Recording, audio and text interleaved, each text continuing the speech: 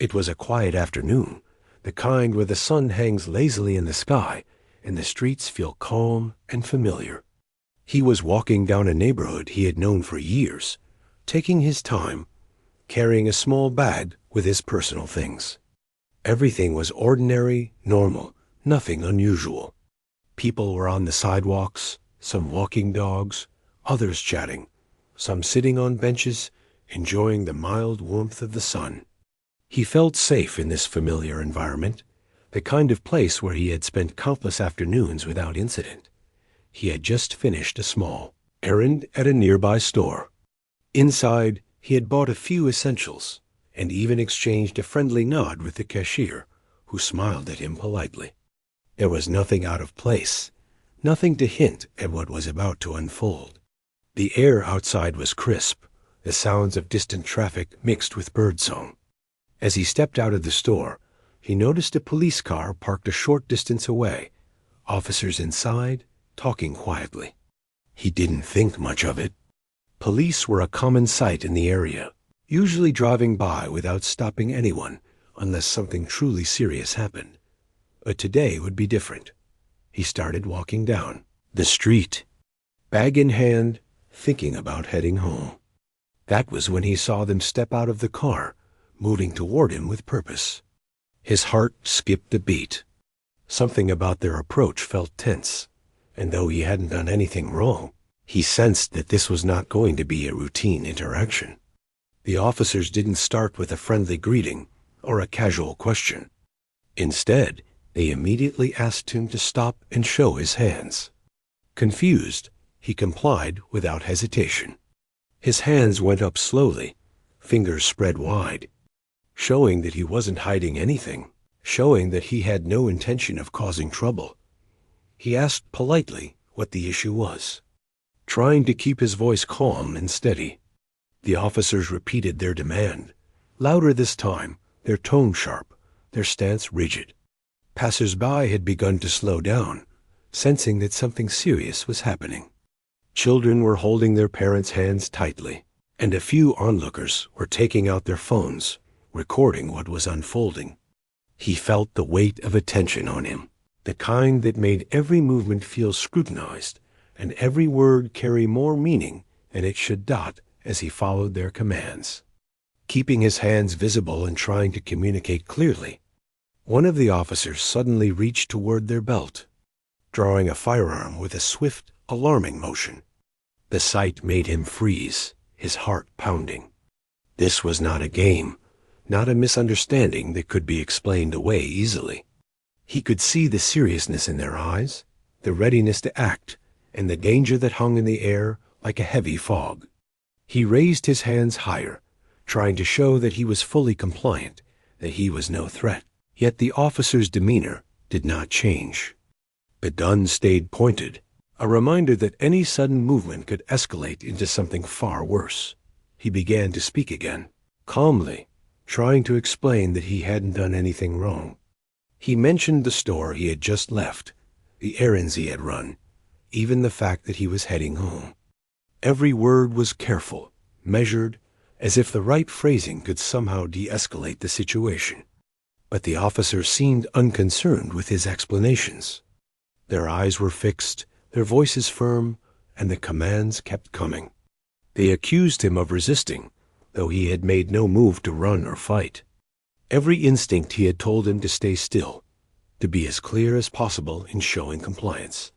Bystanders began to gather, sensing that the situation was serious, and that something might go wrong. Whispers spread through the crowd, and someone shouted, asking the officers to calm down. Others held back, unsure whether to intervene or simply watch in fear. The tension was palpable. He could feel the heat of anxiety rising, the kind that makes it hard to breathe, the kind that makes time stretch and contract at the same moment. He tried not to panic, to remain rational, to speak and move slowly, but the fear was unavoidable. The officers moved closer, circling him, ensuring that every angle was covered. He felt trapped, a small figure in a world that suddenly seemed hostile and unpredictable. The bag in his hand felt heavy, not because of its contents, but because of the weight of the misunderstanding pressing down on him. His thoughts raced.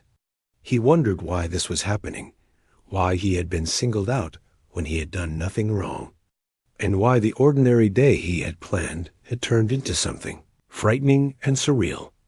He repeated that he was not resisting, that he wanted to cooperate fully. One officer told him to keep his hands where they could see them, while another told him to step back toward the sidewalk. Every instruction felt contradictory, yet he complied as best as he could. Every movement was calculated, every word spoken carefully. He knew that any mistake could be interpreted as defiance, any hesitation could be seen as resistance. The situation was a delicate balance, a dance where he was forced to follow rules he didn't understand. In a moment where his life and dignity were on the line, minutes felt like hours. The crowd around him grew, and murmurs of concern filled the air. Some people shook their heads, others gasped quietly, all of them witnesses to a scene that should never have occurred. Yet despite their presence, the officers seemed focused only on him, as if he were the sole reason for all this tension. He felt the isolation keenly, a sense of being singled out not for his actions, but for something else entirely. The fear and frustration mixed, a confusing cocktail of emotions that made it hard to remain composed. He tried to stay calm, focusing on breathing, on speaking slowly, on showing through every possible action that he was no threat. He explained where he was going, what he had been doing, and that he had no intention of causing trouble. Still, the accusations of resisting continued, sharp and unjust, echoing in his mind and around him. The sense of helplessness was overwhelming. He realized that he was caught in a system that had already made its judgment before he had a chance to explain, before anyone could understand the reality of his actions. Finally, the officers moved to place him in handcuffs. He didn't resist, didn't struggle, understanding that compliance was his only protection in that moment.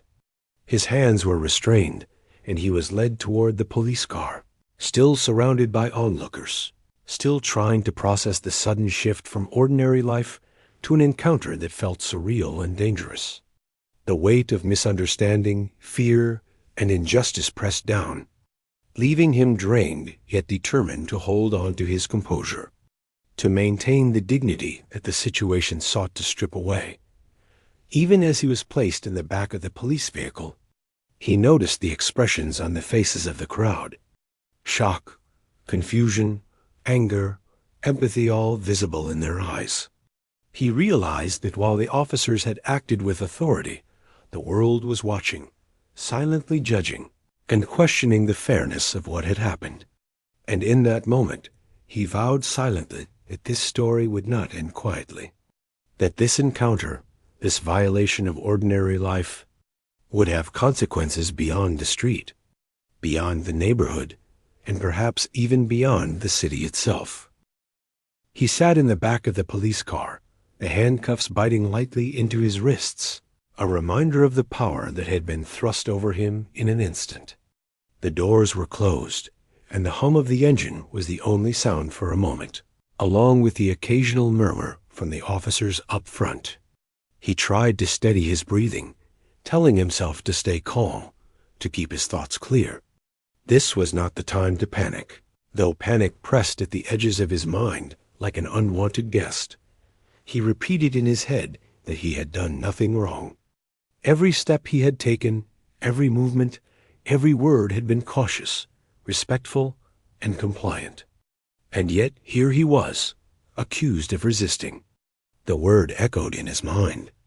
How could someone resist when he had been following instructions so carefully? The irony of it made him clench his jaw in frustration. But he knew that showing anger would only make things worse. The car moved slowly through the streets, passing the familiar neighborhoods that he had walked 100 times before. The contrast was sharp. What had once felt like a safe, ordinary world now seemed distant, filtered through the bars of a cage that was not meant to exist. He could see neighbors peeking through windows, some stopping in their tracks to watch. Some looked concerned, some confused, some afraid. He felt the weight of being judged, even before the truth had a chance to come out.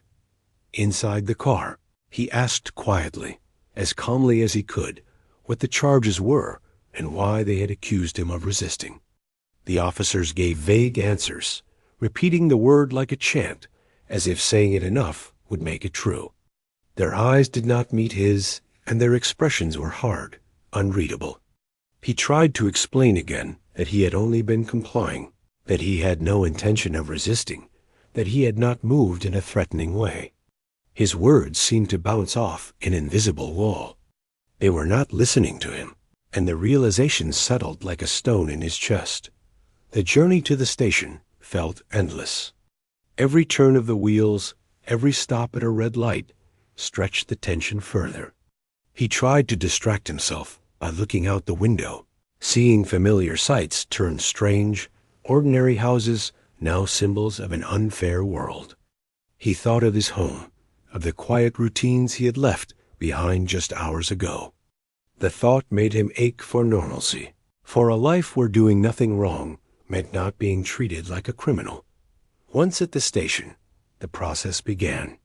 He was led inside, still handcuffed, through a maze of hallways that smelled faintly of antiseptic and authority. Officers moved around with purpose, some speaking quietly, some directing others, the sound of radios crackling in the background. Every step reminded him that he was now part of a system much larger than himself, a system where fairness sometimes took a back seat to procedure. He tried to keep his head down, to focus on each step, to remind himself that patience was the only tool he had. He was placed in a holding area, a small room with bright lights and a cold, hard bench. The walls seemed to close in slightly, as if to emphasize the isolation. He sat down, still cuffed, thinking over what had just happened. The officer's accusations of resisting were still fresh in his mind. He wondered how many times such misunderstandings happened, how many people had been accused unfairly, how many had felt the same mixture of fear, confusion, and helplessness that he now carried. A few minutes passed, then longer. The hum of activity outside the room reminded him that the world had not stopped. Life continued while he sat confined, waiting for an explanation that he doubted would come easily. He thought of his family, imagining how they would feel if they knew what had happened. The thought made him feel even more determined to remain calm, to act with patience, and to be ready for what would come next. Panic could not help him now. Clarity could not. An officer returned and read him a set of rights, the words formal and mechanical, yet carrying real weight. He listened, nodded, and repeated the understanding, careful with every word. The process was necessary, a part of the system, but it was not justice. He realized that being compliant was not enough. Perception often mattered more than truth. The injustice of it burned quietly, but he kept it contained, knowing that his actions now could influence what came next. He was asked to answer questions, and he did, as calmly and clearly as possible. Each response was carefully measured. He described his movements, his intent, and his actions in detail. He explained the errands he had run, the way he had raised his hands, the way he had followed instructions. He tried to paint a picture of compliance, a picture of someone caught in a misunderstanding, someone who posed no threat. Yet the officers' faces did not soften. Their eyes remained sharp, the accusation of resisting hanging in the air like an unspoken threat. Hours passed. Time seemed to lose its shape in the holding area. He began to notice the small details around him, the peeling paint on the walls, the sound of footsteps echoing down hallways, the occasional distant laugh or shout. These small realities contrasted with the enormity of his situation, highlighting the surreal nature of being accused falsely, while the world outside continued as usual. He felt the loneliness of it, a quiet ache that was hard to shake. But he also felt a resolve building, a determination that this would not end quietly, that he would make sure the truth was heard. Eventually, he was let out for processing. Fingerprinted, photographed, and recorded. Each step was procedural, impersonal, designed to treat him as a number rather than a person. He tried not to let it affect him, tried to hold on to his sense of self, but the experience was dehumanizing. Being labeled as resisting, being treated as though he were guilty simply because of a misunderstanding, was exhausting and infuriating. Yet he stayed composed, understanding that anger would not serve him in that room. As the day stretched on, he was left alone again, this time to reflect. He thought about the ordinary afternoon that had begun without incident, and how quickly it had transformed into a nightmare. He considered the assumptions that had led to his arrest, the decisions made by people who had not seen the full picture, who had judged based on fear or bias rather than truth. The unfairness weighed on him, but it also made him more determined. He would not let this define him. He would make his voice heard. Bystanders who had seen the initial encounter had already started talking about it, some sharing videos and stories online. He realized that the world outside was beginning to witness what he had experienced firsthand. This knowledge brought a mix of hope and apprehension. Hope that justice might be served, and apprehension because the public attention could bring scrutiny and commentary that might misrepresent him. He focused on the hope, holding on to the belief that clarity and truth could eventually prevail. Finally, after what felt like an eternity, he was told he would be released pending further investigation. The handcuffs were removed, leaving faint marks on his wrists as reminders of what had occurred. He stepped out of the police station into the evening light, feeling the weight of relief mixed with lingering fear and disbelief. The streets, familiar and ordinary moments ago, now felt different.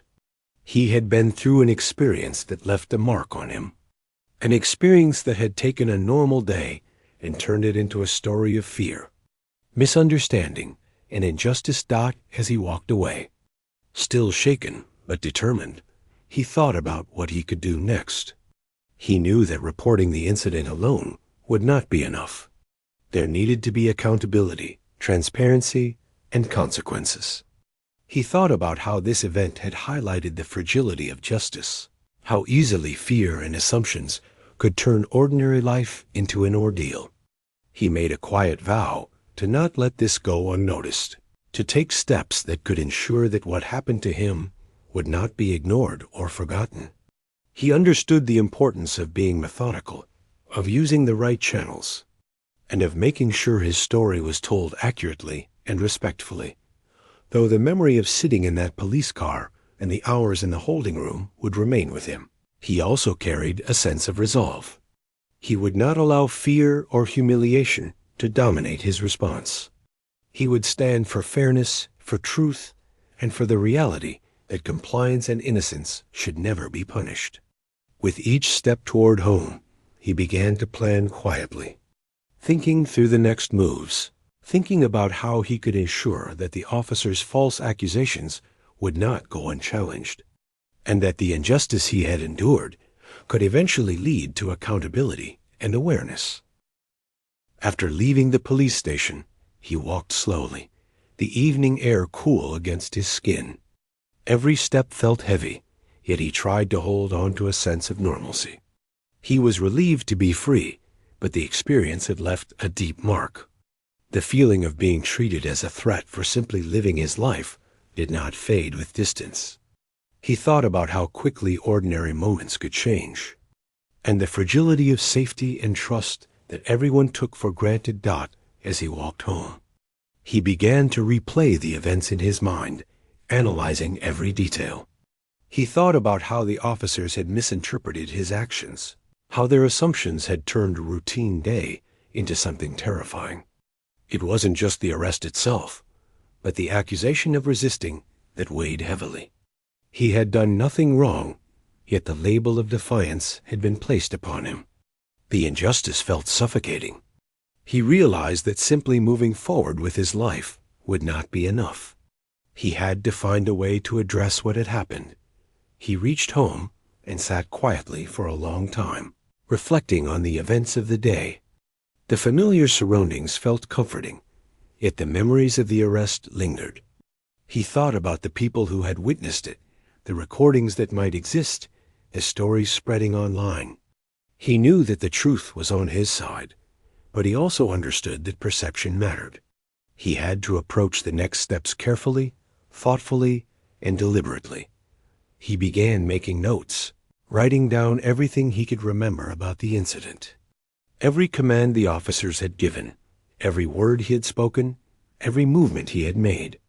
The notes were detailed, a record of what had happened from his perspective. He wanted a clear, factual account, something that could withstand scrutiny. This was not just for himself, but for anyone who might face a similar situation in the future. He knew that documenting the events accurately was a crucial step toward accountability. In the days that followed, he spoke to a few trusted friends and family members, sharing the experience in detail. Their reactions ranged from shock to anger to disbelief. He listened to their advice, taking in their support and encouragement. Some suggested filing complaints, others recommended speaking to local media or legal representatives. Each conversation added pieces to his plan, giving him ideas on how to approach the situation strategically.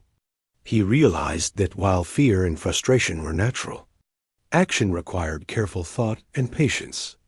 He also began researching the officers involved, looking into their records and any history of complaints or misconduct. What he found was troubling, though not entirely surprising. There were hints of previous incidents where officers had acted aggressively or made questionable decisions. The information strengthened his resolve. He was not just reacting to a personal incident. He was confronting a pattern that affected others in the community. This understanding added weight to his sense of responsibility, making it clear that speaking out was not optional, but necessary. One evening, after days of reflection, he decided to reach out to a higher authority. He had connections, through work or community involvement, that allowed him to contact someone at a federal level. It was not an easy decision. He understood the risks and the potential consequences. But he also knew that the officer's behavior had been unjust and that the system needed to respond. His call was deliberate, respectful, and factual. He recounted the events clearly, presenting the evidence he had gathered and emphasizing the inconsistencies in the officer's account. The response was immediate and serious. The person on the other end listened intently, asking questions and requesting documentation. They explained the procedures that would follow, including reviews of body camera footage, dispatch records, and statements from witnesses. The man felt a mix of relief and nervousness. Relief that someone was taking his experience seriously, and nervousness because the scrutiny would extend to him and the officers involved. Still, he remained composed, determined to provide everything necessary to ensure a thorough review. In the following days, investigators began contacting him, requesting interviews and clarifications. He answered every question with honesty and patience, providing a full account of the events. He described the initial encounter, the commands, his attempts to comply, and the fear he felt when the officers drew their weapons. He emphasized that at no point had he resisted or acted in a threatening manner. Each interview was an opportunity to reinforce the truth, to present a narrative grounded in facts rather than assumptions. As the investigation unfolded, he began to notice changes in the community.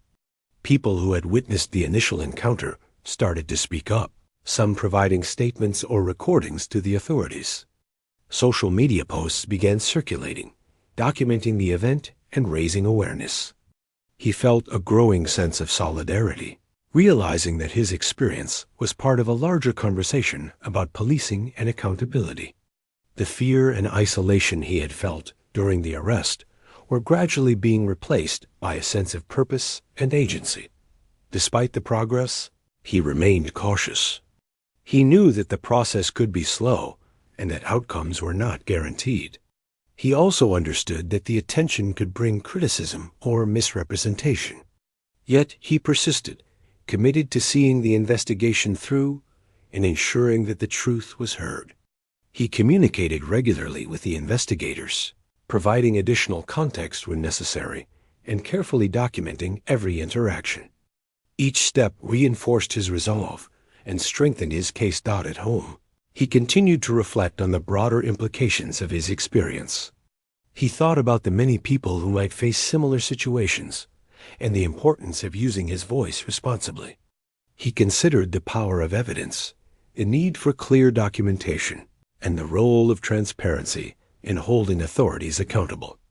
These reflections shaped his actions and guided his interactions with officials, media, and the community. As the weeks passed, the investigation began to reveal inconsistencies in the officer's account.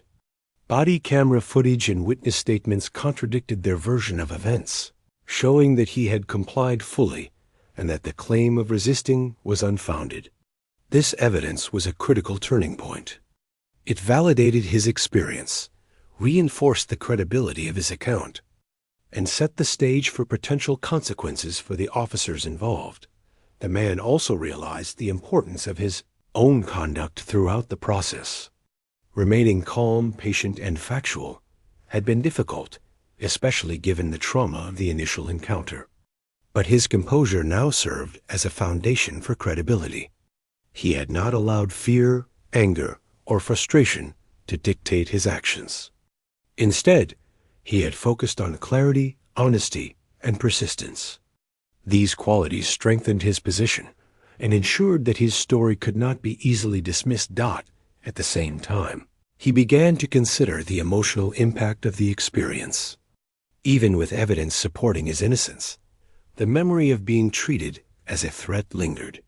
He acknowledged the fear, the anxiety, and the humiliation, allowing himself to process these feelings without letting them overwhelm his actions.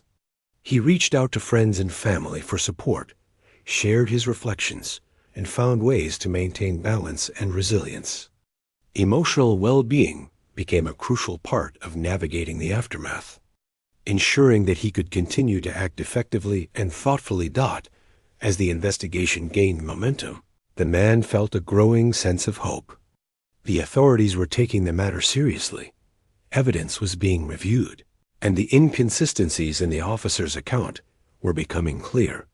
He recognized that the process was still ongoing, that outcomes were not guaranteed, but he also felt empowered by the steps he had taken.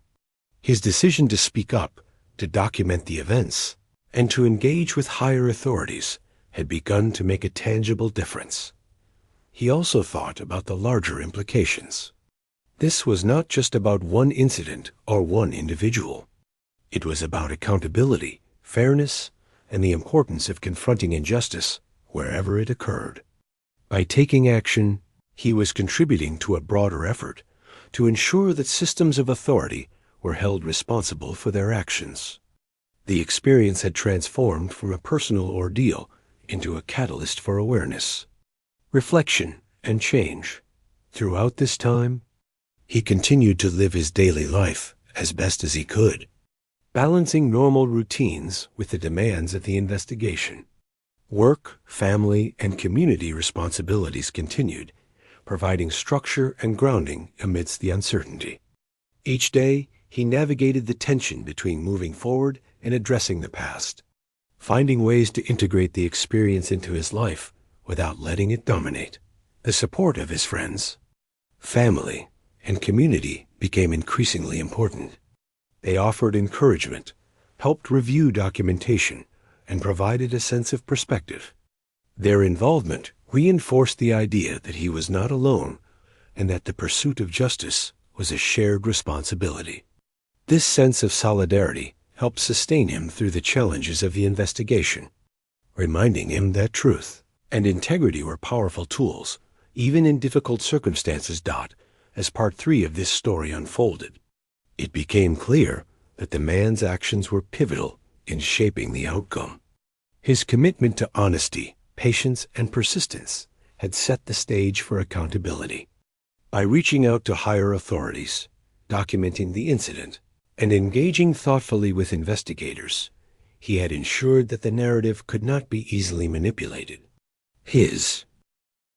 As the investigation into the arrest continued, he began to see the first signs that things were changing. Investigators requested all available body camera footage, along with dispatch logs and statements from anyone who had witnessed the initial encounter. He watched as pieces of the story that had been obscured by fear and misunderstanding were slowly being brought into light. The process was thorough and deliberate, and he realized that the system, when properly engaged, could work to uncover the truth. He spent his days compiling additional details to support his case. He reviewed the recordings he had made and the notes he had taken immediately after the incident.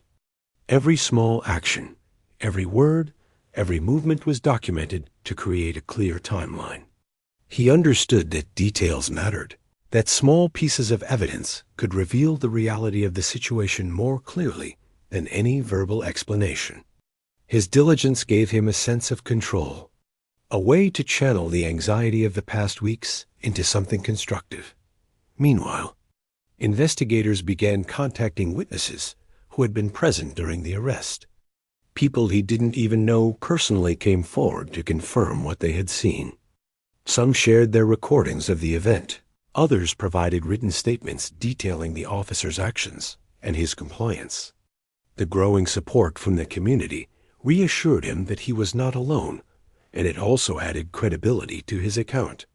Witness statements became a crucial part of the investigation, demonstrating that the accusations of resisting were not supported by what had actually occurred. The officers involved were also being scrutinized. Investigators looked into previous incidents, reports, and complaints related to their conduct. Any patterns or inconsistencies were carefully noted. He learned that the officers had a history of complaints regarding aggressive behavior or misjudgment. While this did not guarantee a specific outcome, it provided important context and indicated that the actions taken against him were part of a larger pattern that needed attention. The realization strengthened his resolve to see the investigation through, knowing that the consequences could have broader implications beyond his own case. As evidence mounted, the atmosphere surrounding the case shifted. The police department began to recognize the seriousness of the situation, understanding that public scrutiny and internal review demanded accountability. He could feel the tension in the air, a quiet acknowledgement that the narrative of the incident was no longer controlled solely by the officers. The truth was beginning to emerge, and with it came the potential for real consequences. Throughout this process, he remained actively engaged. He continued to provide investigators with clarifications, details, and context whenever requested. He reviewed documents carefully, ensuring that nothing was left ambiguous or misleading. His focus was on accuracy and transparency, knowing that presenting a clear, consistent account would be essential to achieving a fair outcome. Each interaction required patience and attention, and he embraced the work, determined to see justice served. During this time, he also reflected on the emotional impact of the investigation. The fear and trauma of the initial arrest were still present, but he found ways to cope and maintain balance. Conversations with friends and family provided support, helping him process his feelings and remain grounded. He understood that his emotional state was important, not only for his well-being, but also for maintaining clarity and credibility throughout the investigation. By addressing the psychological toll of the experience, he could navigate the process with focus and resilience. Media attention started to emerge as well. Local news outlets reported on the incident, highlighting the unusual nature of the arrest and the ongoing investigation. He was cautious about interacting with the media, understanding that any statements had to be carefully considered to avoid misrepresentation. He chose to communicate factually and calmly, emphasizing the truth of the events rather than sensationalizing the experience. This approach helped maintain control over his story and ensured that the public received an accurate depiction of what had occurred. As investigators reviewed the evidence, the inconsistencies in the officers' statements became increasingly clear. Body camera footage showed him complying fully with commands, moving slowly and carefully, and never showing any resistance. Dispatch records confirmed the timeline he had provided, supporting his account and demonstrating that the accusations were unfounded. Witness statements further reinforced the truth, providing independent verification of his actions. Together, these pieces created a compelling and undeniable picture of what had truly happened. The officers themselves began to feel the pressure of the investigation. Internal reviews and scrutiny made it clear that their conduct was under examination, and any attempts to downplay or misrepresent the events would not go unnoticed. He understood that accountability was not just about correcting the injustice he had faced, but also about creating a precedent that such behavior could not be ignored. The process was not only about personal vindication, but also about ensuring that the system upheld fairness and integrity. Throughout these weeks, he maintained a sense of perspective. He knew that the investigation could take time, that outcomes were not guaranteed, and that patience was necessary. Yet he also understood that persistence and attention to detail were critical. By staying involved, providing accurate information, and remaining calm and factual, he ensured that his voice would be heard and that the truth would not be overshadowed by fear. Assumptions or false accusations dot as the review progressed. The first formal recommendations began to emerge. Investigators suggested disciplinary actions against the officers, highlighting the unjustified nature of the arrest and the misconduct that had occurred. These recommendations were significant, marking a shift from mere investigation to potential consequences. He felt a cautious sense of satisfaction, knowing that the system was beginning to respond appropriately, and that his efforts to document and communicate the truth had made a difference. In parallel, he continued to engage with community members, sharing his experience in a way that was informative and responsible. He wanted to raise awareness about the realities of policing and the importance of accountability without inciting unnecessary fear or anger. His focus was on education and advocacy, demonstrating that even ordinary citizens could take steps to ensure that justice was served when wrongdoing occurred. By maintaining this approach, he reinforced the human-centered aspect of his story and highlighted the broader implications of his experience. During this period, he also reflected on the power of evidence and transparency. The recordings, witness statements, and documentation had become critical in shaping the outcome, emphasizing that truth could prevail when supported by clear, verifiable information. He recognized that careful preparation and attention to detail were essential, and that the credibility of his account relied not only on his personal experience, but also on the tangible evidence that supported it. The emotional weight of the investigation remained, but he found strength in the progress being made. Each step toward accountability was a reminder that his efforts were meaningful and that injustice could be challenged effectively. He drew resilience from knowing that he had acted thoughtfully, strategically, and with integrity, ensuring that his story was presented accurately and responsibly.